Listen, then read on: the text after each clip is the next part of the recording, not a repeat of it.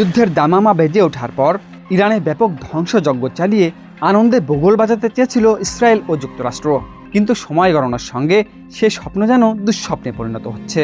বিশেষ করে মার্কিন মিত্রদের জন্য ইরান হরমুজ প্রণালী বন্ধ করে দেয়ায় মহাভাবনায় পড়েছে পাশ্চাত্য।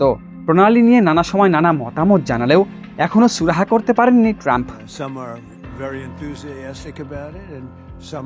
হরমুজ প্রণালীতে ইরানি অবরোধ ভাঙতে তাই মিত্রদের সঙ্গে বৃহত্তর সামরিক জোট গঠনের প্রস্তাব দেয় আমেরিকা, কিন্তু ট্রাম্পের যুদ্ধজাহাজ পাঠানোর আহ্বান প্রত্যাখ্যান করেছে মার্কিন আধিপত্যবাদের দীর্ঘদিনের অন্ধ সমর্থক ইউরোপীয় নেতারা। করণীয় নির্ধারণে ব্রাসেলসে মিলিত হয়েছিলেন ইউরোপীয় ইউনিয়নের 27 দেশের নেতা। বৈঠক শেষে ইউ পররাষ্ট্রনীতি প্রধান কাজা কাল্লাস বলেন, ইউরোপ উন্মুক্ত যুদ্ধের পথে নেই এবং কোনো সদস্য রাষ্ট্র ইরানের বিরুদ্ধে সামরিক পদক্ষেপ নিতে চায় না।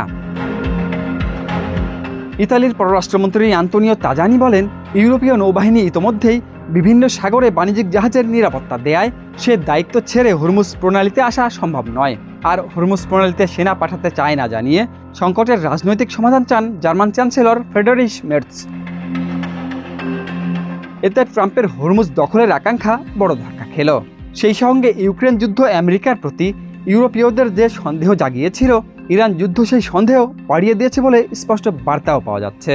ট্রাম্প এখন দিন দিন একা হয়ে যাওয়ার শঙ্কায়। অরণ্য গফুর, RTNN।